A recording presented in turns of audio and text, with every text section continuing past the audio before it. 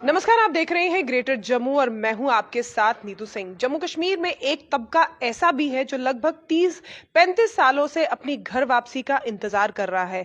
बहुत सारी सरकारें आई, जम्मू कश्मीर स्टेट से यूटी में कन्वर्ट हुआ, लेकिन आज भी इनके मसले मसाइल जो हैं ज्यों के त्यों बने हुए हैं। सिर्फ इंतजार है कि कब हम जो है अपनी घर वापसी कर पाएंगे। मैं बात कर रही हूँ कश्मीरी समाज के लोगों की, जो लंबे समय से इंतजार कर रहे हैं कि कब सरकार, कोई तो ऐसी सरकार आए जो उनके वादों पर जो उनके किए गए वादों पर खरा उतरे और इनकी घर वापसी हो। इसी पर बातचीत करने के लिए आज हमारे साथ मौजूद है कश्मीरी समाज के कुछ लोग। सर, लगातार 30-35 सालों से सरकारों ने आपको आश्वासन ही दिया है। अब इस समय जम्मू कश्मीर में अपनी सरकार का गठन हुआ है, क्या लगता है जिस तरह से उन्होंने मैनिफेस्टो में बात की थी उन वादों पर खरे उतरेंगे?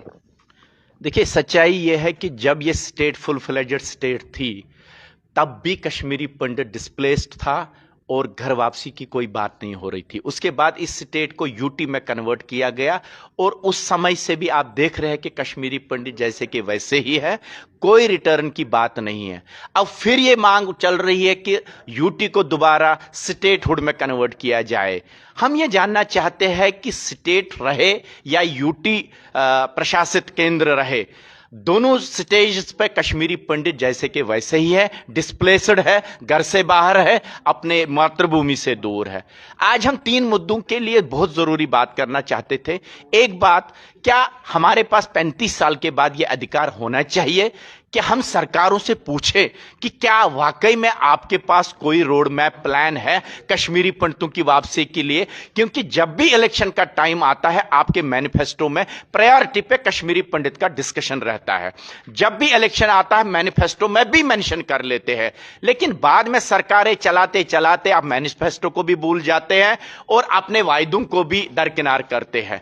दूसरी बात, अगर अभी तक स्टेट असेंबली में इतने रेजोल्यूशन पास किए गए, हाल में ही 2 रेजोल्यूशनों को लाया गया, पास भी किया गया और एलजी ने भी रिकमेंड किया, क्या उसमें उससे ज्यादा यह रेजोल्यूशन इंपॉर्टेंट नहीं होता अगर 35 साल के बाद डिस्प्लेस्ड कम्युनिटी की बात की जाती और इसमें एक रेजोल्यूशन पास किया जाता और भारत सरकार को उसके अप्रूवल के लिए बांटता, ताकि दूध का दूध पानी का होता। अभी तक यही ब्लेम गेम चली, स्टेट कहता सेंटर नहीं चाहता, सेंटर कहता हम कहते हैं, स्टेट उसको इंप्लीमेंट नहीं करता।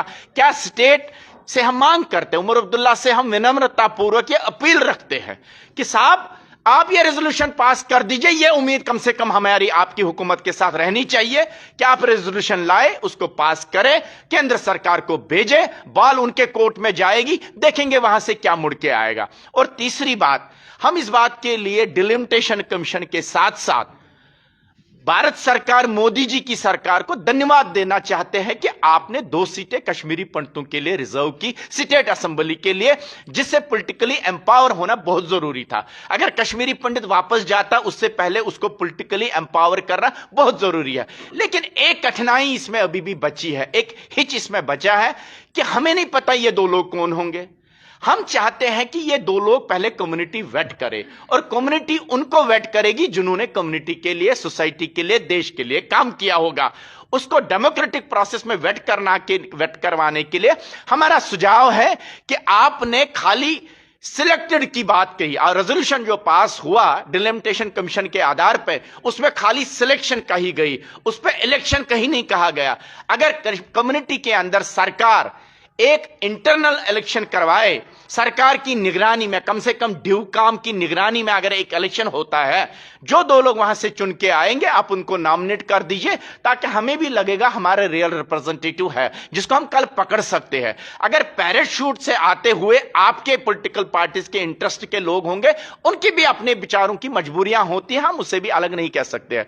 इसलिए 36 साल के बाद भी अगर हम ये नहीं जानते हैं कि हमारा कौन रिप्रेजेंटेटिव है, हमारी वापसी कब होगी, हमारे लिए डिस्कशन कौन करेगा, तो ये शायद हमारे लिए बहुत बड़ी नाइंसाफी है। क्या इस तरह का कोई रिप्रेजेंटेटिव आपके माइंड में है? कुछ ऐसे नाम जिनको आप चाहते हैं कि वो आगे आए, आपके समाज के लिए बात करें?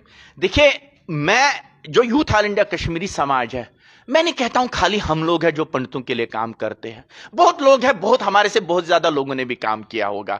इवन जो हमारे पुराने लीडर साहिबान थे पंडितों कम्युनिटी के अंदर, वो बेचारे भी इस दुनिया से चले गए। हम किसी के नाशुक्रान नहीं है, we are not thankless community, जिन्होंने भी किया, लेकिन अब वो लोग भी नहीं रहे। क्या 2024 इस सदी में भी यह संभव नहीं होना चाहिए कि पता लगे कौन रिप्रेजेंटेटिव है? भारत सरकार को क्या एक कम से कम एक एप्लीकेशन निकलवा दीजिए, मार्क्स दिलवा दीजिए। एक क्लर्क बनने के लिए अगर हर कोई एग्जाम वेट करना जरूरी है, कश्मीरी पंडित को लीडर बनना सबके लिए बहुत आसान काम बना है। सब कहते हैं हम लीडर करना कुछ नहीं है, 1 मिनट बैठा, पट्टा डाल दिया, वास्केट पहन दिया, एक प्रेस कॉन्फ्रेंस बुलाई, बन गया लीडर। लेकिन जिस तरह से आप कह रहे हैं कि रिप्रेजेंटेटिव जो है वो कोई पॉलिटिकल बंदा नहीं होना चाहिए, वो इंसान होना चाहिए जो आपकी कम्युनिटी की बात जो है आगे रखे, लेकिन अक्सर देखा जाता है कि चाहे कोई भी हो, चाहे आम जनमानस हो या पॉलिटिकल कोई बंदा हो, बातें बड़ी होती हैं, लेकिन जैसे ही कुर्सी पर आते हैं तब उनकी बोलचाल में फर्क आ जाता है। क्या आपको नहीं लगता यहाँ से आप अपना रिप्रेजेंटेटिव किसी को चुनते हैं तो बाद में कहीं वो भी पॉलिटिकल भाषा बोलना शुरू कर देगा? देखिए, पहली बात तो मैं कभी भी पॉलिटिकल, अगर कोई पॉलिटिकली किसी पार्टी के साथ कनेक्टेड है, I am not against them. हर एक की अपनी आइडियोलॉजी और अपना एक्टिविज्म का तरीका होता है, we are not against them. लेकिन हम चाहते हैं कम्युनिटी वेट करे, क्या पता वही चुन के आए। अगर कोई पॉलिटिकल पार्टी से जुड़ा है और जिसको सरकार नुमाइंदगी देना चाहता है, क्या पता कम्युनिटी उसी को चुने। लेकिन कम्युनिटी से वेट कराना, यह रिप्रेजेंटेटिव कैरेक्टर बहुत जरूरी है, क्योंकि डेमोक्रेसी क्या होती है, डेमोक्रेसी में हर एक को अधिकार होता है पता लगाने के लिए कि उसको कौन नॉमिनेट करता है। बाकी हम फिर वैसे ही है जैसे 36 साल पहले थे, और इसकी जवाबदेही कौन देगा, इसके ऊपर ब्लेम किसको लगाया जाए। हम तो कश्मीर जाने के लिए तैयार है। बहुत जगह ये प्रोपेगेंडा भी किया जाता है पंडित कम्युनिटी सेटल हो गई है, अमेरिका में है, दिल्ली में, बॉम्बे, ये लोग वापस जाएंगे नहीं, तमाशा करते हैं। आपको याद होगा 2008 में जब यूथ ऑल इंडिया कश्मीरी समाज ने वापसी का बेड़ा उठाया, जिसकी वजह से आज 6000 कश्मीरी पंडित एम्प्लॉय कश्मीर वैली में है। हर कोई कश्मीरी पंडित पार्टी उस टाइम हमारे अगेंस्ट हो गई, हमारे दफ्तर जलाए गए, हमारे ऊपर पथराव किया गया, क्या आप इनको मारने के लिए भेजते हो। हमने कहा हम कश्मीर जाएंगे, मरेंगे या रहेंगे, लेकिन हम भी कश्मीर में देश के लिए, अपने लिए और अपनी मातृभूमि के लिए लड़ेंगे।